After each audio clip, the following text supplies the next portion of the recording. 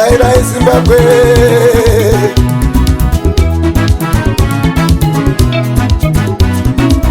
Vakomana tikashinga, vasikana tikashinga.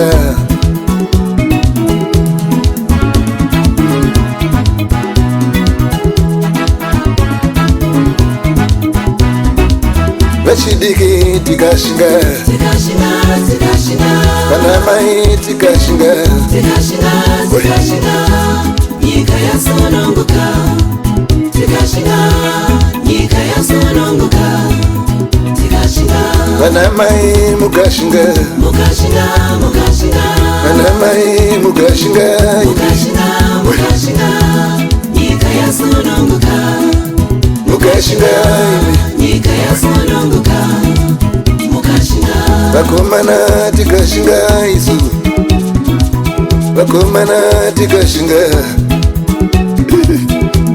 Nyika yasununguka, nyika yasununguka, Welcome to this book launch.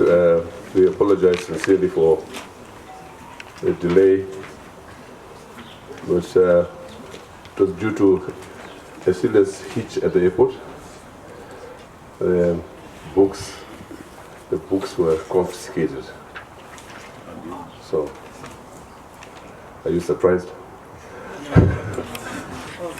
That's the cause of the delay. So I apologize not for the books being confiscated, I apologize for the delay in starting. So I welcome all of you, especially the U.S. Ambassador to Zimbabwe. Special welcome, sir. Special welcome to Surface Trust, the leading think tank in the world. I say you don't believe in Nicholas. But a special, very special welcome to my old man, President Obasanjo.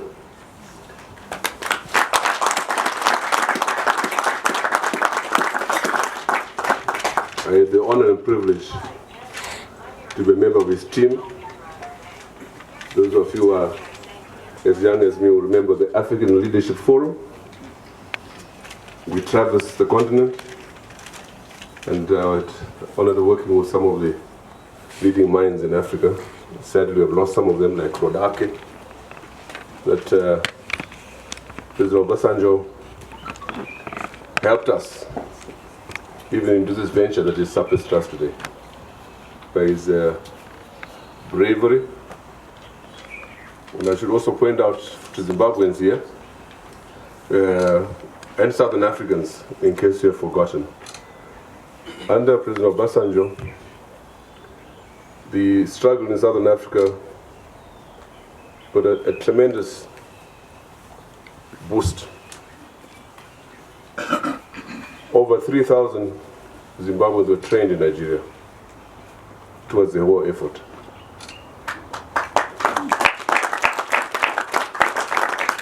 Nigerians gave ₦1 each to struggle in Southern Africa.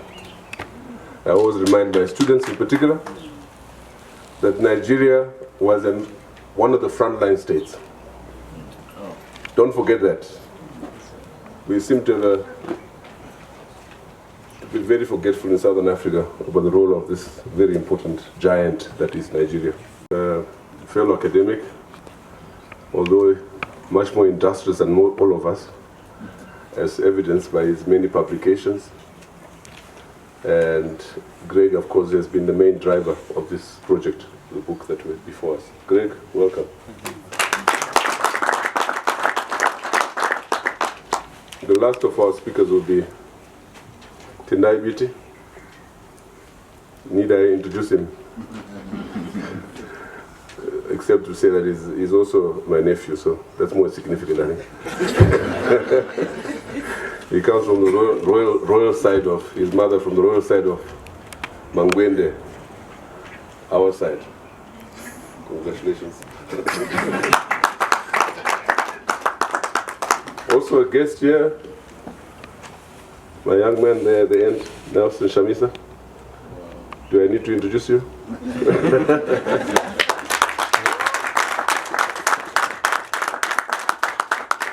So I want to get on straight because we're really running late. We still have to eat and then people have to leave for another mission this afternoon. The subject of our book launch is, as the title says, Democracy Works. You can interpret that as you wish, including that democracy remains very elusive in most of our continent. But I think the book shows some of the strides made in the last decade. It shows also, it highlights some of the problems still to be overcome. But in general, it's a positive statement on the state of the struggle that has been ours for a long time. I can't resist in inviting you to the discussion to quote, and I thank, I don't know if Martin Nenga is here, I thank Martin Nenga for pointing this out, but it's a quotation from then Chief Justice of Kenya, Willie Mutunga. I find it was an appropriate quotation, and I begin. His face is on money, his photograph hangs in every office in Israel, and his ministers wear gold pins with tiny photographs of him on the lapels of the pinstriped tailored suits. He names streets, football stadiums, hospitals, and universities after himself. He carries a silver inlaid ivory rungu or an ornately carved walking stick, or a fly whisk, or chiefly stool. He insists on being called doctor, or being the big elephant, or the #1 peasant, or nice old man, or the national miracle, or the most popular leader in the world. His every pronouncement is reported on the first page. He shuffles ministers without warning, realizing policy decisions as he undercuts pretenders to his throne. He scapegoats minorities to show up popular support. He bans all political parties except the one he controls. He rigs the elections. He emasculates the courts, and he cows the press. He stifles academia. He gives the church. The big man, off-the-cut remarks, have the power of law. He demands thunderous applause from the legislature when ordering far-reaching changes in the constitution. He blesses his home region with highways, schools, hospitals, housing projects, irrigation schemes, and a presidential mansion. He packs the civil service with his tribesmen.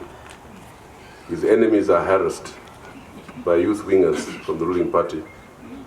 His enemies are detained or exiled, humiliated, tortured, or killed. End of quote. You'll remember Ibo brought a group of students to Zimbabwe, 30-odd students. We stayed at the University of Zimbabwe, and we came to learn how successful transitions were made. That seems like a very long time ago, not just in years, but also clearly in terms of what's happened in the intervening 30 nearly years since then. We did learn a great deal, and there was nowhere that we learnt more than in the seminars and tutorials we received from Ibo. So it's a great pleasure to be reassociated with you at this event today. Thank you very much for hosting us. And apologies for our lateness, and we hope, with fingers crossed, that we might actually have some books to launch here today, customs dependent.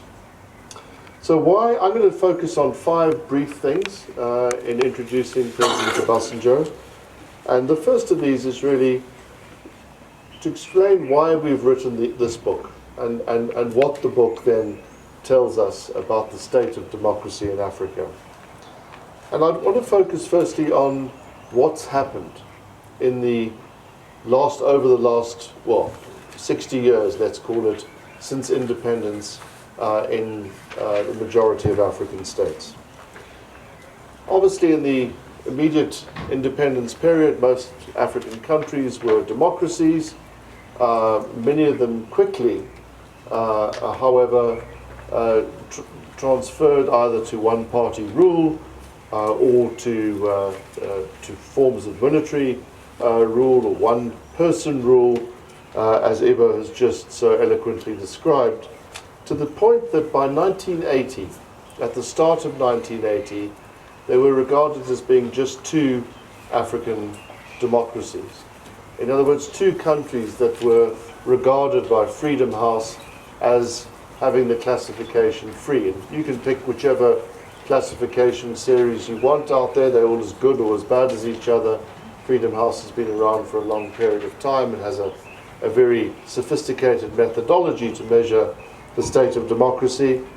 But taking the Freedom House indicator by 1980, there were just two African democracies. Of course, Zimbabwe joined that in March 1980, and very quickly, over the next 20 years, the number of democracies, or at least countries moving from the unfree to partly free category, increased, to the point that today more than 40 countries regularly hold multi-party elections and are classified as being a form of democracy. And I stress the terms a form of democracy because, as you will hear from my fellow authors, elections are but one measure of the state of democracy worldwide. Today, there are 10 countries regarded as being free, and there are 22 each in the partly free and unfree categories. You can view that, of course, as a negative, but you can also view that as a situation of progress from where we were in the early 1980s. Why do we choose then to write a book about democracy now? Why at this moment? Well, 2 years ago, President Obasanjo and I were part of a team that wrote a book called Making Africa Work, and it focused on the economic choices that we had before us. These new choices, as it were driven by a realization that we had to end business as usual. And the need to end business as usual in Africa was essentially a product, fundamentally, of a changing demography. That the continent was going to increase its population numbers from 1.2 billion today to over 2.5 billion by 2050 meant that we couldn't afford to continue to do things just the way we had muddled along over the last 60 years. This meant, as I say, fundamentally an end to business as usual. And that meant we also had to consider what an end to business as usual meant in political terms. And in Making Africa Work, there was a chapter on the nature of political systems, but we didn't really describe fully about the nature of transitions, why it is that certain countries were able to consolidate their democracies, why they were able to make the transition more successfully than others. And this leads me to the third point, which is, why is all this important? Well, it's important because, as we show in this book, and this is by disaggregating the last 30 years of African economic history, that the freer the system, the better the development results. Now, this shouldn't be surprising because also the freer the system politically, the better the judicial system, and the greater the openness, and the better overall the governance systems in countries. Now, those of us who regard ourselves as Democrats would see this as a natural conclusion. Let me tell you that when we did this work and disaggregated these figures, we weren't sure, because people often said to us, but you know, what Africa really needs is a big man, an authoritarian figure, Lee Kuan Yew-like, or a benign dictator, those terms that are often used. record shows quite the opposite.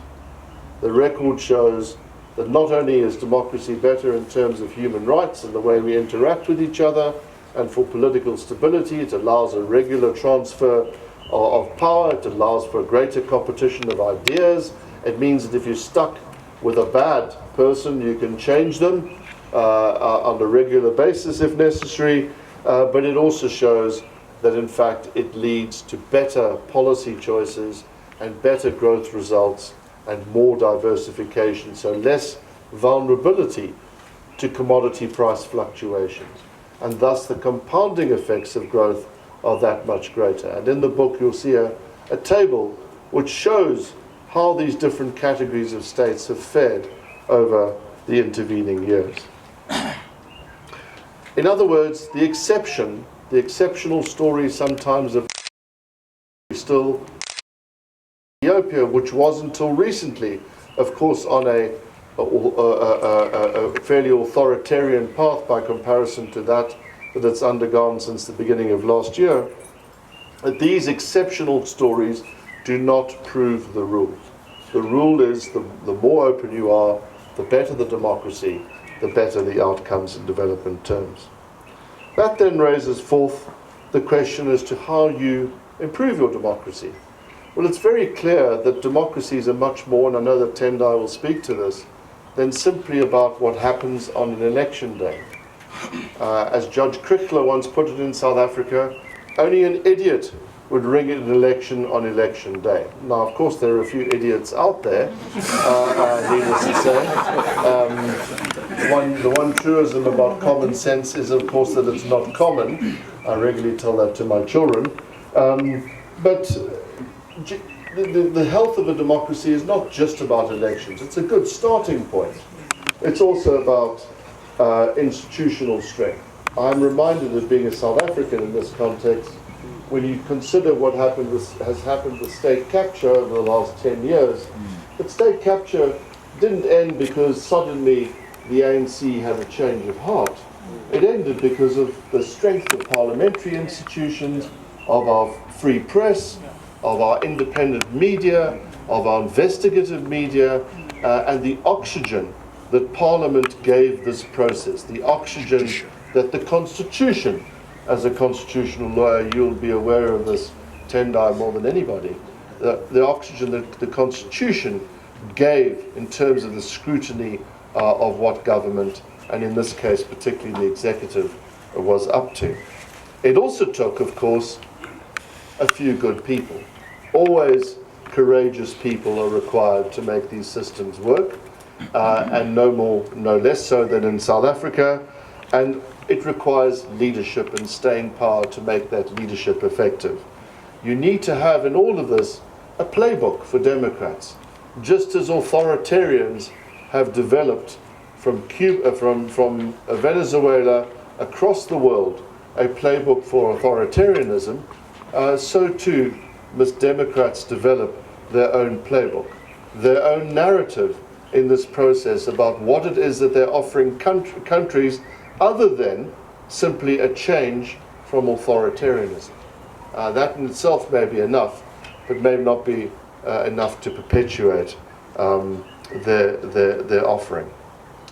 And that leads me perfectly into my last of 5 points, which is why and how this book then.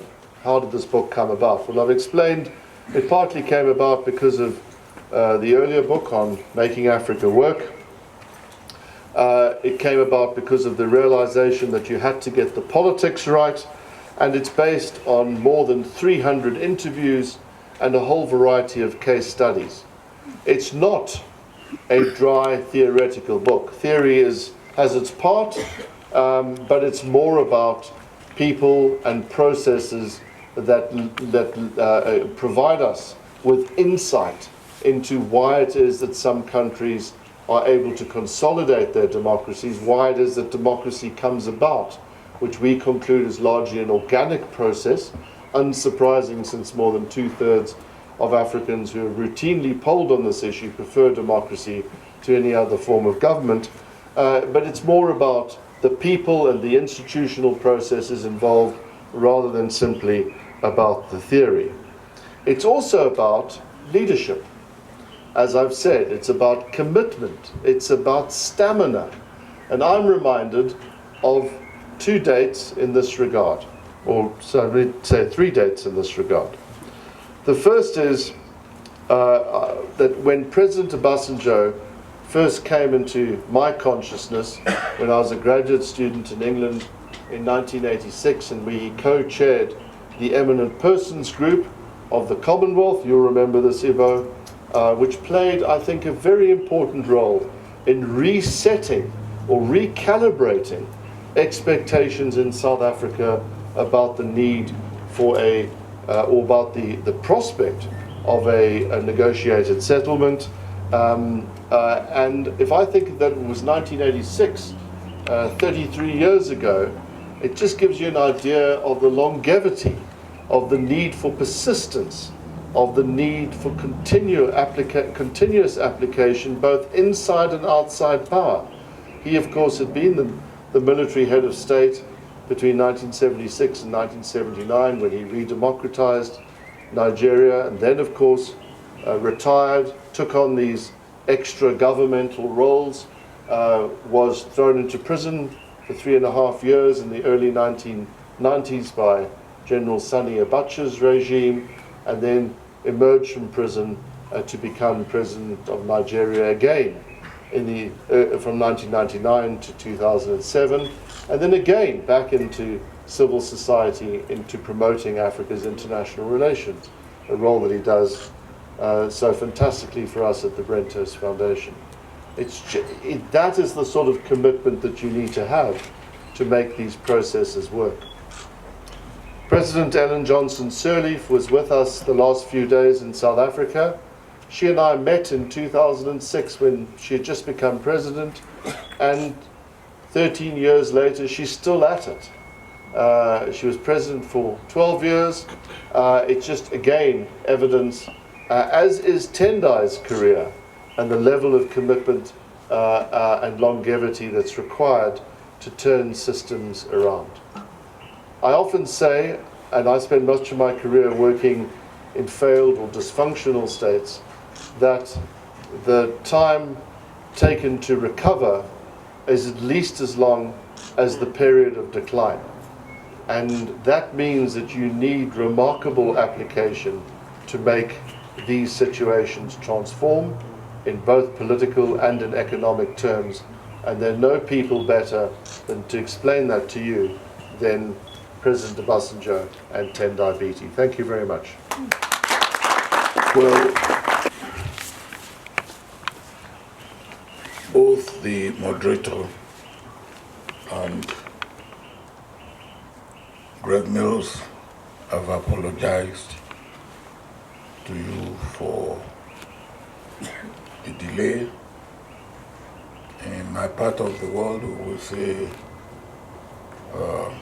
we apologize for reasons of causes beyond our control. And it is really beyond our control. We would have wanted to be here. And I don't know how many of you will be able to even get the book after the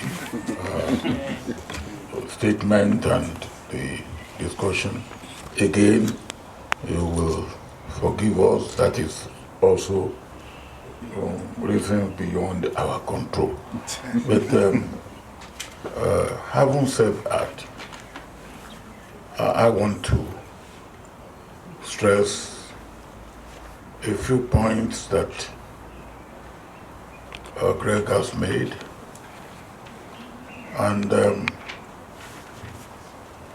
also the point that my brother Ibo, the moderator, has made, and then give a specific example of the working of democracy, or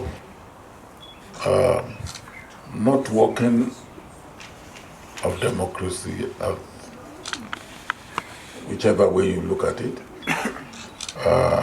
particularly with my own country, Nigeria. why this book at this time? Greg has underlined the need to focus on democracy as a system for which we have no substitute, for two basic reasons. One, it is a system that allows full participation of all the citizens in all the activities of the country: economic, social, political, because it allows for discussion, for deliberation, for dialogue, for debate, which other forms of government, other systems of government, particularly dictatorship and autocracy, do not allow for. So, from the point of view of dealing and unleashing the energy of the community, of the citizens, it is democracy that does that beautifully well and better than any other system of government.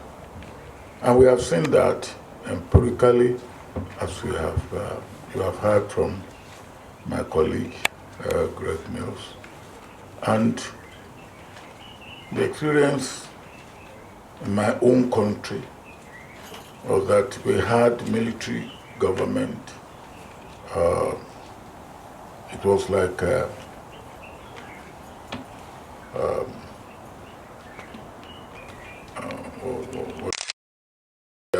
one, and that's what we were having. But even with that, for over 15 years, the economic progress that we made was not much to talk about. And when democracy came, touch wood, the dispensation still continues.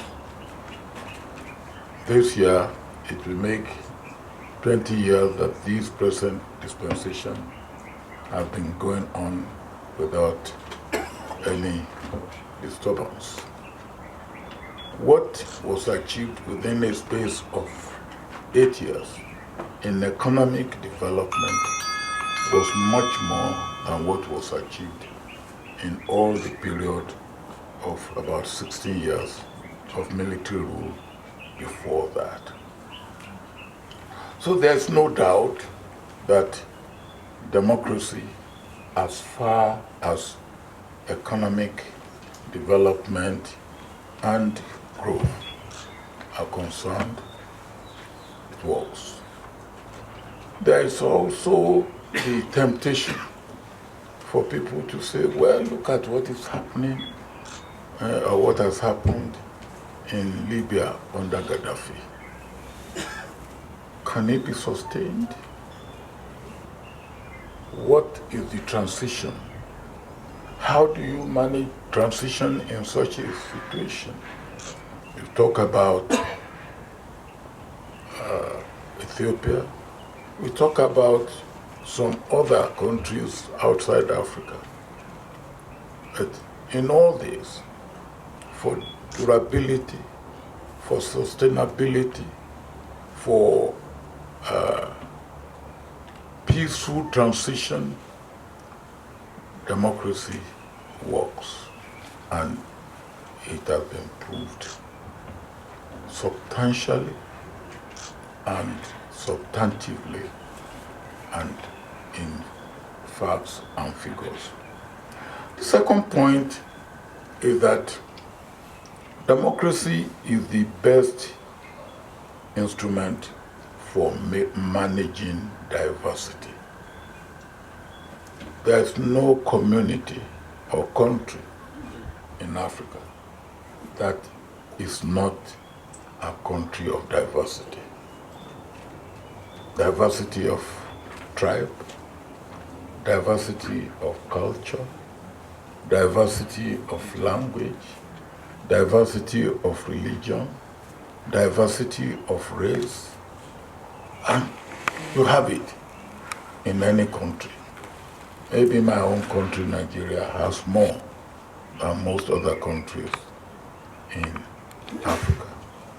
And we have found that because democracy open to participation, open to discussion, open to people feeling that they have a stake and they have a say, it encourages people to feel that even when they are grieved, they can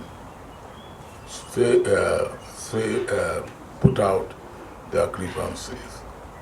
And then the fundamental freedoms, human right, freedom of speech, freedom of expression, freedom of movement, freedom of association, which democracy embraces.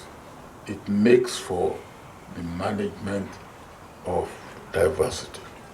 And therefore, democracy works in managing diversity, in holding the fabric of the society together, and in ensuring that the institutions that help are also, they continue to be strengthened. The judiciary, the parliament, and the process of election. Election is probably the most visible aspect of democratic dispensation. But for me, it is not the most significant.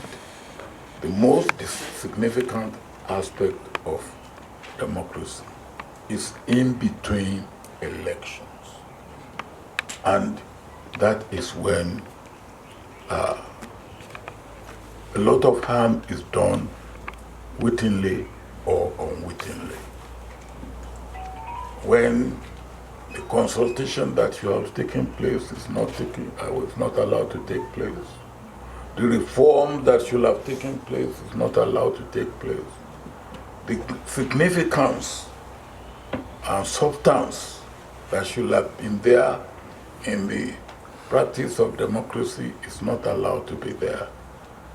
And that is one area where if democracy will continue to work, there must be voices, there must be means by which these things will be allowed to take place. Democracy has, as part of it, opportunity or chance to protest, to criticize, to voice out different opinion, and if you are aggrieved, to go to court. And that is the beauty of democracy. Now, I have given one example in the case of my country. I've given the example that we had military rule for almost 16 years and democratic dispensation for about 8 years. And what was achieved in 8 years was much more than what was achieved under the military. In fact, under the military, we were going, and people felt that maybe For instance, when I was coming in 1998, 99, some people came to me and said, "You will be the last president of Nigeria." I said, "Why?" They said, "Because after you, there will be no more Nigeria." That was how bad things were. That was how bad things were. And I said, "Well, what can I do? I will only offer what I have, the best that I can offer in terms of leadership and moving my country forward." But happily, there have been 4 presidents after me, and there will continue to be presidents in Nigeria, because Nigeria will continue to exist. Now, the other point that I believe is worth mentioning is the point that Greg touched upon. Our book, which we launched about 2 years ago, Making Africa Work, is all about the economy. And we realize that politics is the master over economics. And therefore, we need to see how politics can be managed to make the economy work for the people. Particularly when you take the demography, which he talks about. We are about 1.2 billion today. By the year 2050, we will be more than 2 billion. My own country, Nigeria, was 45 million at independence in 1960. Today, we are 200 million.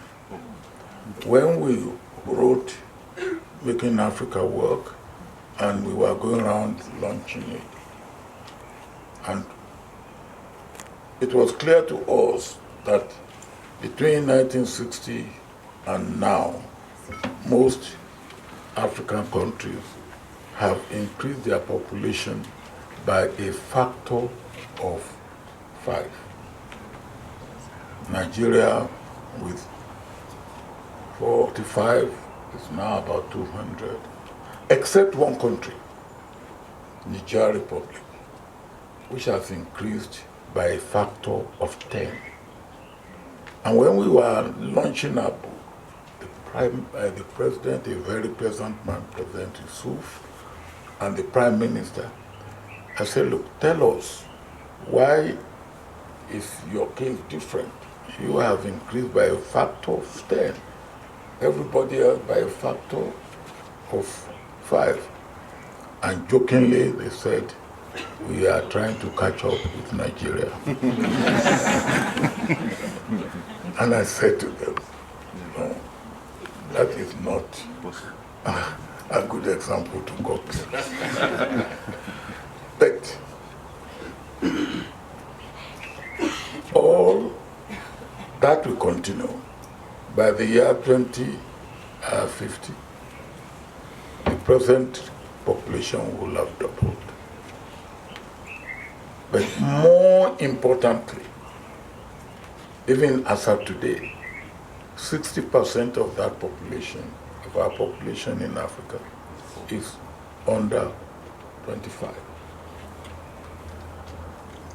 Those people, only 20% of them can be said to be gainfully employed, fully. About 40% of them are underemployed, and another 40% are not employed at all. Now, we are all sitting on a keg of gunpowder if nothing is done. In fact, it should have been done yesterday. We are going to move on.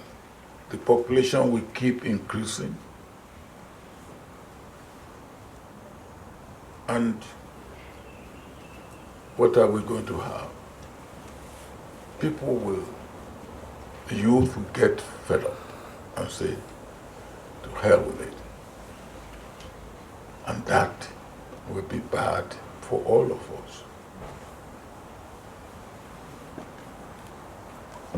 Somebody said to me the other day, well, we want stability in Africa because we don't want, we have too many Africans in Europe, in our countries in Europe, and we don't want any more.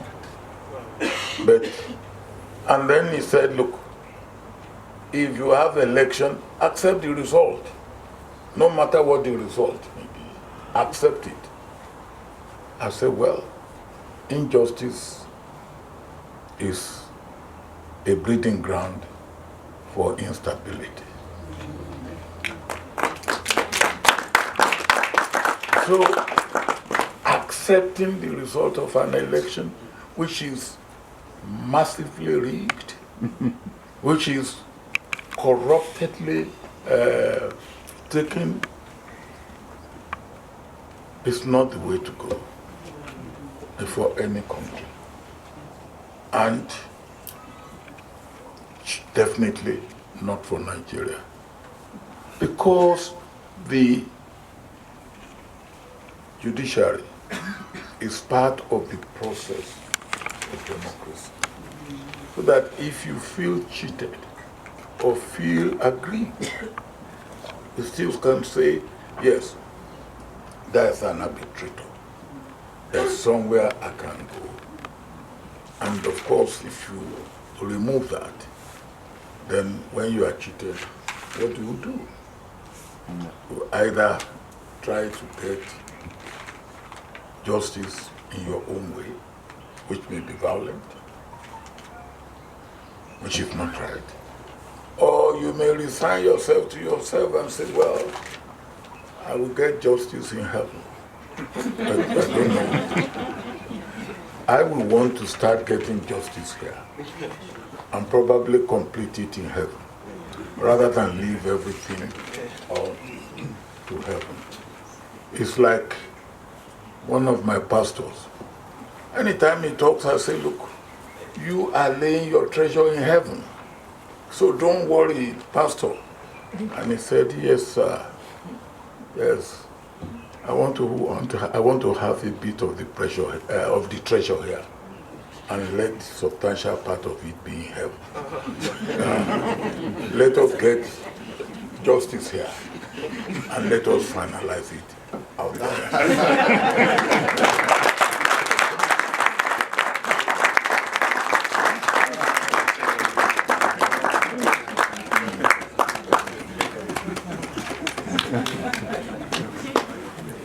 Thank you very much, President. Tendai, you ready? Your Excellency, Your Excellencies, I believe with other ambassadors, Nicholas, I don't know what to call you,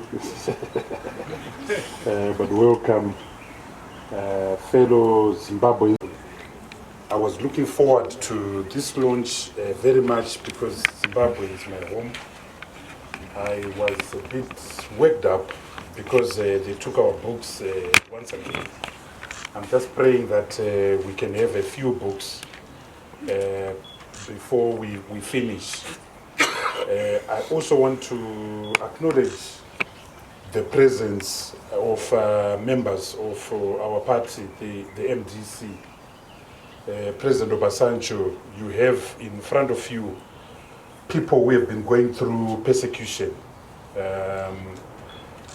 We have the youngest honorable member of parliament. She's only 25. Joanna, if you can stand up. This girl has been arrested and is been put in the West prison in the country called Chikurubi. And she's currently going through a trial. Thank you very much. We have Honorable Charlton Wendy,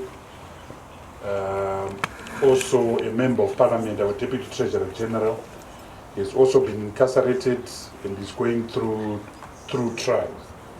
So I want to underscore the importance of this book this book says to countries like Zimbabwe that democracy is the only way to go, and that democracy is the only sustainable method of consensus and consent. We have spent the last 3 days in South Africa launching this book in various parts of South Africa. The treatment which we have received is very different from the treatment we have gotten here in Zimbabwe. Certainly our books were not confiscated, and certainly President Obasanjo was moving in a motorcade provided for by the state. But Zimbabwe is a very different country, and that's why we will fight more. This book comes at a time when there is a challenge in our region, the Southern African region. There is toxicity in Zambia. Yesterday, when we did our Joburg launch, we were joined by President Hichinda Hichilema, the leader of the opposition in Zambia. 2 years ago, he was incarcerated for 4 months in Lusaka on a charge of treason. The factual background. I went to see him in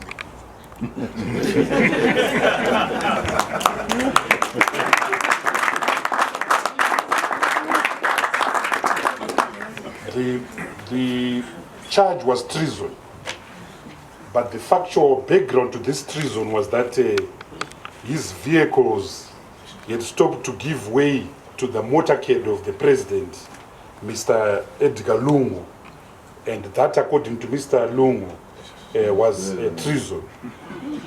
Last August, I tried to visit Zambia. I was unceremoniously booted out of Zambia, so I can speak to the generosity of Zambians. Across the road in the Democratic Republic of Congo, we've had a terrible situation where a president or a person masquerading as a president hung on to power for 2 years after the expiration of his term of office. Across the road in the Democratic Republic of Tanzania, John Pombe Magufuli is trying to follow the footsteps of Robert Mugabe and others. There is a press law that has just been drafted which makes our own IPA, the Access to Information and Protection of Privacy Act, a very democratic act. There is a process right now in respect of which President Pombe Magufuli is actually trying to amend the laws of the country to give himself sweeping powers to ban the opposition. There are also terrible things that are happening in Botswana.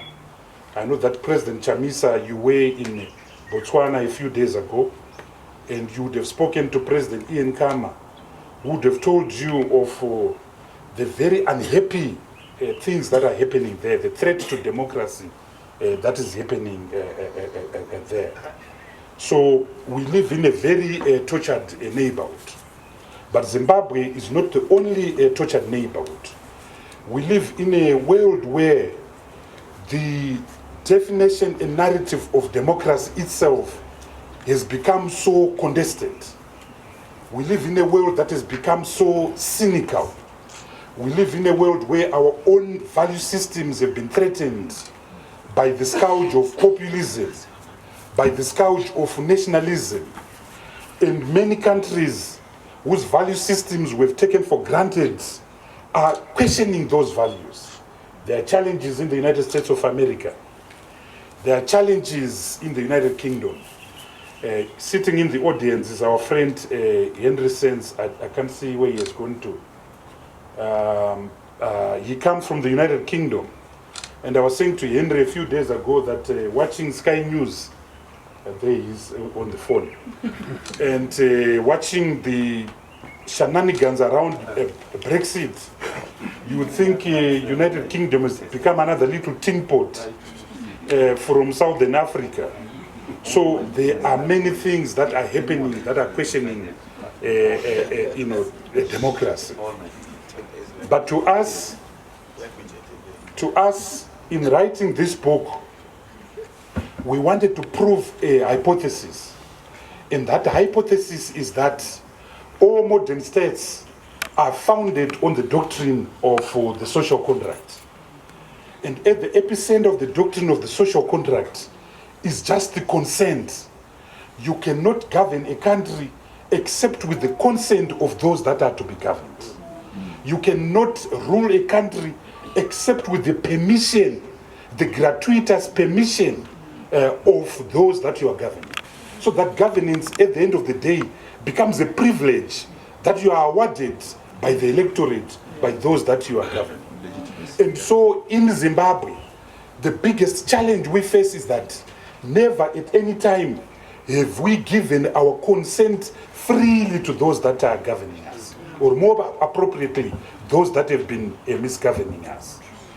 But the most common struggle on the African continent has been the struggle for decolonization. It's been the struggle against apartheid. And that struggle is the struggle for one man, one vote, and that's what they called it. The struggle for one man, one vote has actually been about asserting the right to give consent to those that govern us. We didn't give it to the colonial order. We certainly are not giving it to post-independent rulers, the liberators of yesteryear. And I find it ironic that the liberation movements, which in our own part of the world has caused great disquiet, great unhappiness, and I'm not a nationalist and I make no apologies for not being a nationalist. I find it ironic that these liberation movements, who cut their teeth on the concept of one man, one vote, have done everything possible in the last 4 decades to emasculate the value system in that way, one man, one vote, or one woman, one vote principle. It's a very sad irony. And so we sought out to assert the supremacy of this vision, the vision of consent. In writing this book, however, we were faced with the challenges about contesting and competing narratives. So we were shown the examples of Singapore under Lee Kuan Yew, of Malaysia, of Mahatma, and most importantly of Beijing, and what is now commonly known as the Beijing model. In terms of the Beijing model, you don't need democracy in Africa. Democracy, according to others, is a luxury that Africa does not need. Just like those who justify the one-party state argue that multipartyism was a luxury that Africa did not need and could not afford. So we are told that what Africa needs is strong men, like Lee Kuan Yew, like Paul Kagame in Rwanda, like Prime Minister Meles Zenawi in Ethiopia, like President Sisi of Egypt, like President Hosni Mubarak of Egypt. Some would say Idi Amin, some would say Yoweri Museveni. And that all you need is a leader who will build roads, who will build bridges. In other words, the basis of legitimacy is no longer consensus, is no longer democracy, is performance legitimacy measured in the number of bridges and dams that you can build, which is what in fact President Meles Zenawi was doing in Ethiopia before he died 2 years ago.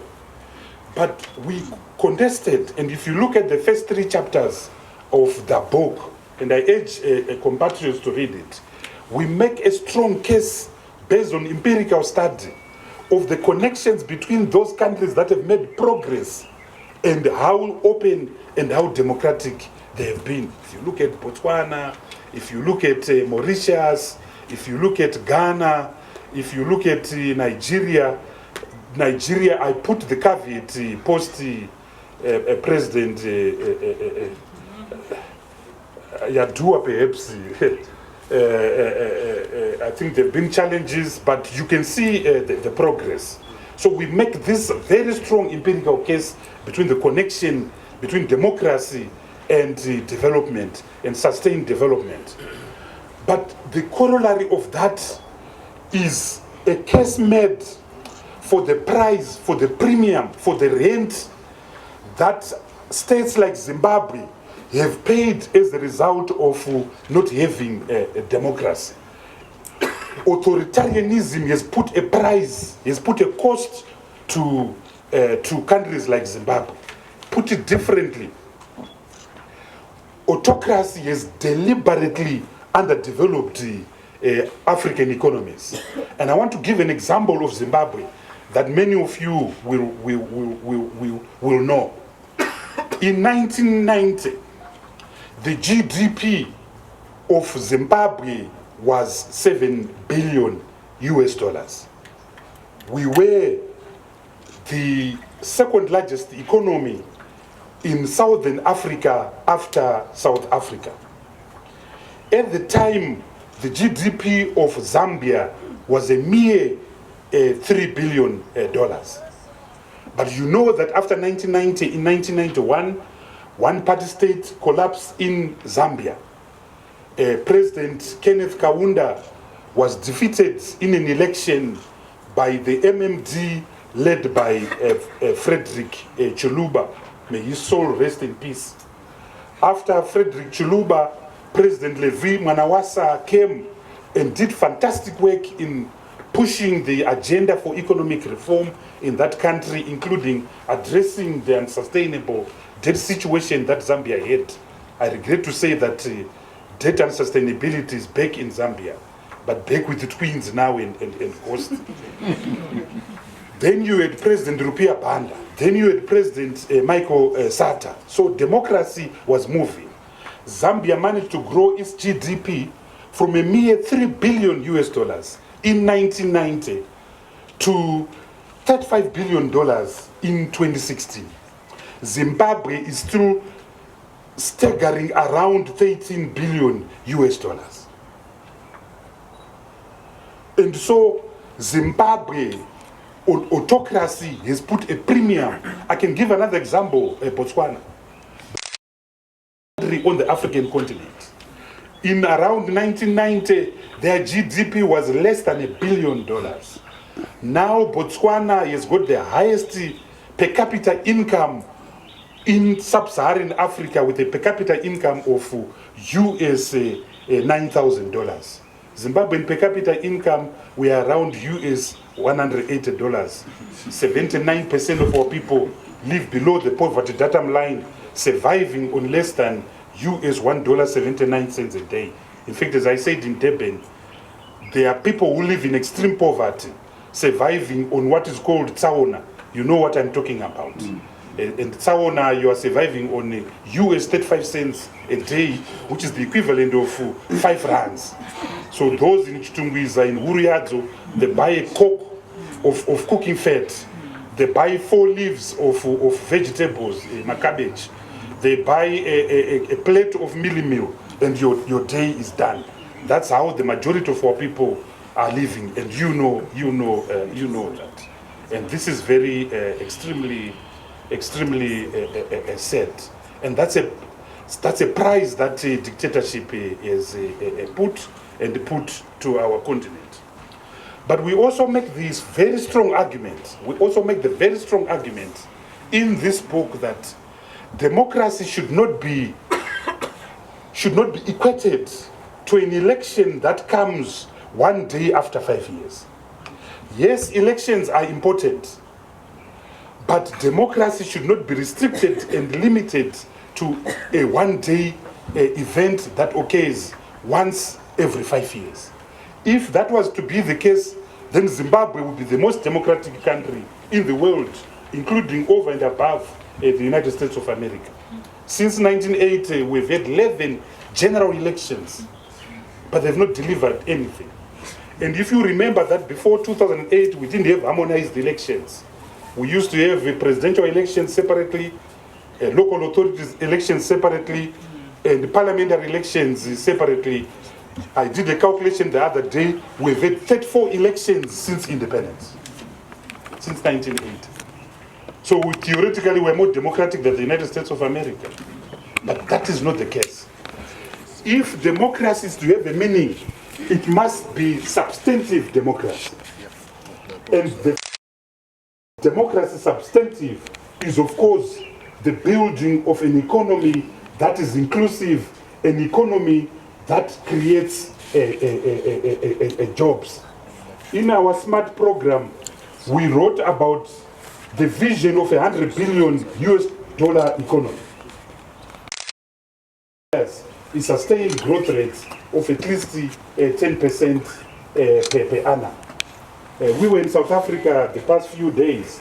It's ironic that in a country like South Africa, a place like Sandton, which is the financial center of Southern Africa, 7 kilometers from Sandton, you have Alex Park or like Alexander Town, which is dominated and filled with sharks. So one of the world's richest financial centers is surrounded by one of Africa's poorest centers.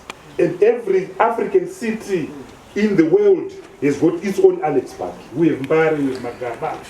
Nairobi has got Kibera, the biggest ghetto in the world, if one likes. So if democracy has to work, it must carry everyone on board. It must be accompanied by growth that is inclusive and growth that has jobs. And this is the point which we make in the first book, Making Africa Work. How do you make economies work? You make economies work by opening up, by allowing the market to work. But the market has got its own failings. So you allow social intervention. You cannot have dirigism. 40 years after the collapse of Eastern Europe, 40 years after the collapse of the Berlin Wall, you cannot have dirigism. Here in Zimbabwe, President Obasanjo, we have got a command economy. There's something that is called the command agriculture, which has spent more than $4 billion in the past 4 years. But we have nothing to show from this command agriculture. In fact, this year alone, our government has just put an appeal to the UN and to the World Food Programme, in respect of which they've requested food assistance for 7.5 million people. And it is common cause that more than 2 million Zimbabweans are in a vulnerable status quo. Part of the offshoot of a command economy is that we cannot even get a single dollar from our banking system. We've got money that has got totems. We use a currency called the RTGS dollar. I don't know what that means. So the issue of a sustainable economy is important. Secondly, we need democracies that are founded on a constitution. A constitution is an agreement. A constitution is consensus. And the Zimbabwean constitution, like the South African constitution, was a byproduct of negotiation. It's not a perfect document, but it's a good starting point. I'm a practicing lawyer. I enjoy the privilege that you can go to court carrying a constitution with a substantive bill of rights that you can use to question the status quo. Third is, of course, institutions. In Zimbabwe, we have what are called Chapter 12 institutions. These include the Human Rights Commission, the Anti-Corruption Commission, the Gender Commission, the National Peace and Reconciliation Commission. Those commissions are important because they safeguard the interests of the people. But it's not just these institutions that are important. The citizen is very important, and the citizen is found in civic society organizations. I want to acknowledge, for instance, the role that the Zimbabwe Lawyers for Human Rights has played in this country in defending people that have been abused, that have seen abuses of human rights. The Doctors for Human Rights in treating and looking after people that have been victims of abuse. The trade unions, the churches, civic organizations are important. Democracy also requires leadership. Leadership is an essential part of democracy. We were debating in the past 3 weeks whether Africa needs strong men or women or strong institutions. And our submission is that it needs both strong leaders, strong institutions, and strong constitutions. The two go hand in hand together. And leadership is about sacrifice. I first knew President Chamisa when we formed the MDC in 1999, and he had no hair on his head or also. And so the struggle has been long. I once had a talk with President Kofua of Ghana. He spent 27 years in the trenches. President Wade of Senegal. He spent 25 years in the trenches. We buried President Changirai only last year. He spent over 20 years in the trenches. President Obasanjo has been at it since the 60s. So it requires serious commitment. It requires serious sacrifices. And if you speak to all these leaders that I have spoken to, their families don't know them. They're raising children that they don't know their fathers. They're raising children that don't know their mothers because of the ultimate sacrifice that is required. That for Zimbabwe, the struggle can become too long. And when the struggle becomes too long, sometimes there's a temptation to get seduced by shortcuts. That's why in other African countries, you hear of guerrilla movements in mountains. But it doesn't work. It's not sustainable. So we here in Zimbabwe, we have had so many bumps, so many hiccups. We've taken so many body blows. We've lost so many comrades. The challenge is not to fall. You always constantly fall. The challenge is how do you pick yourself up, raise yourself up, and look the beast in the eye and say, we are coming for you. There will be a democratic, sustainable Zimbabwe one day. I thank you very much.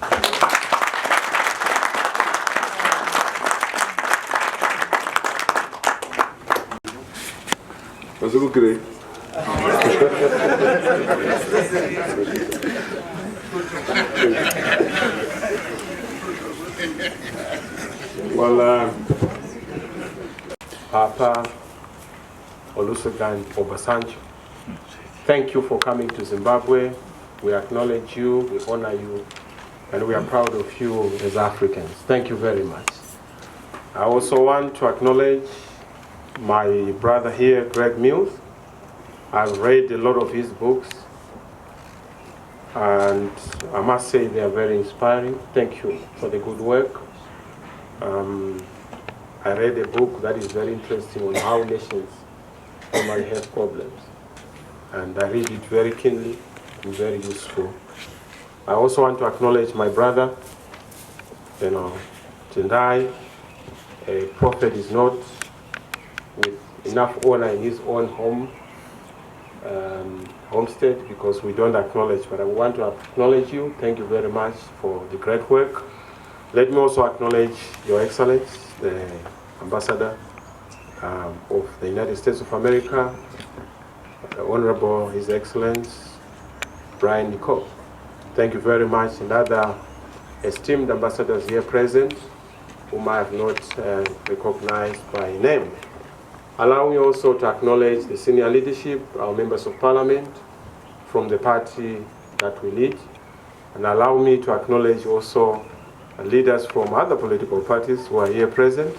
I've seen a couple of them, and I acknowledge them. I also want to acknowledge our one of our eminent citizens in the country, Dr. Goodson Guni, who is here present, my brother and esteemed colleague in the intelligentsia. Doctors who are here present, and members of the civic society. Allow me to acknowledge you. I also see two boys there. Thank you very much for coming.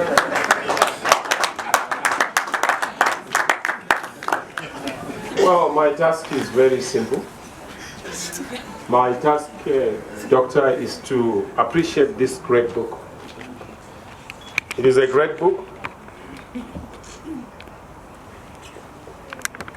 I've gone through it. This book is particularly important for us in Zimbabwe for the simple reason that we have certain systemic and organic challenges that we are facing. And this book is a manual, not just for democracy, prosperity, is a manual for developmental states, is a manual. This book, particularly when one has regard to our circumstances. Yes, I must not talk politics, but we have a circumstance where we must be able to then return to full democracy in the country, where we must return to full legitimacy in the country, where we must be able to adopt a comprehensive set of reforms that are going to entrench our democratic practice. To have this book, which is going to help us. When I looked at the title, I said to myself, Democracy Works. Is it that you are saying that democracy does work, or you are saying that there are works of democracy that we must take note of? It's an ambiguous title, but I think for a good reason. And I think it does then incite you to read the book. We have very serious circumstances in this country where we have a very divided nation. In fact, I don't believe that we have a nation, we have a country.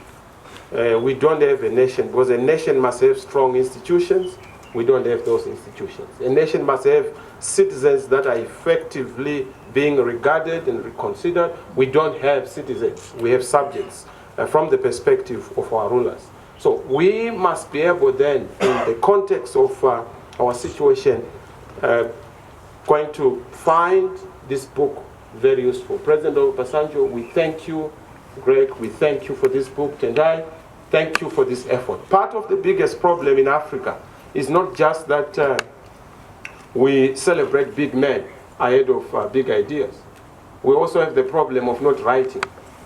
We believe archaeology a lot and oral tradition at the expense of being able to put things in writing. The reason why we celebrate Aristotle and Plato is because Aristotle and Plato wrote, but our grandparents were better in ideas and wisdom, but they were busy, around the fireplace just chatting, and along the way, the words were carried away, in some cases eroded and forgotten.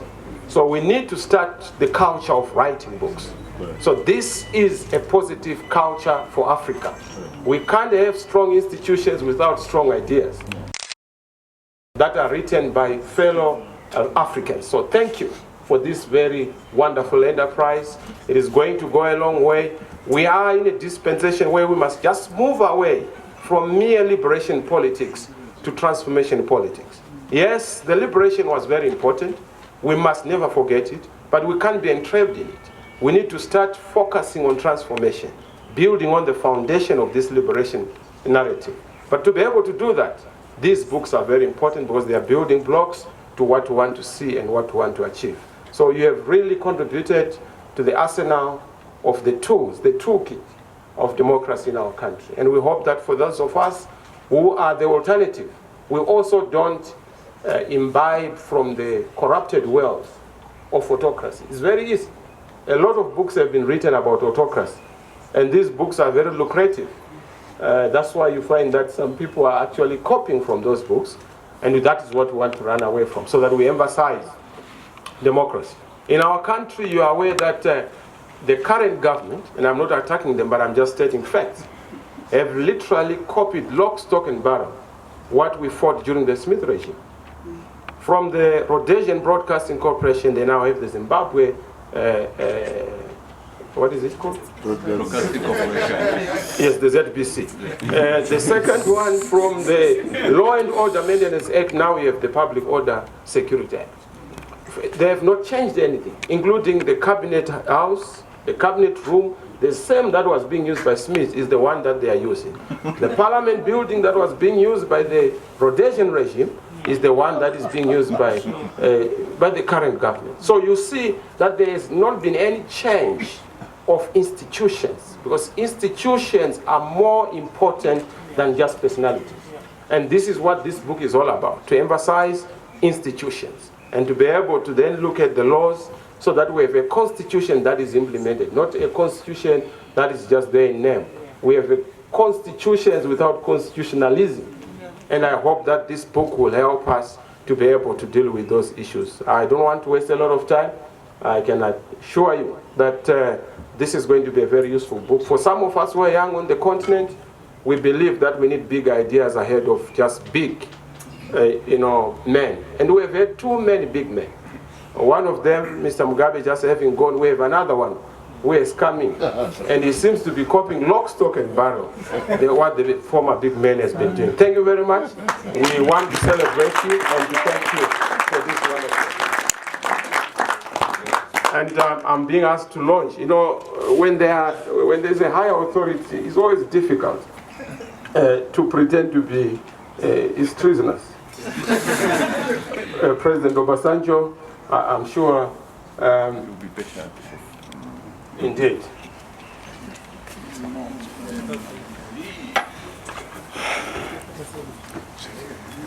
In my part of the world, we have it saying, the young shall grow. And Thank you.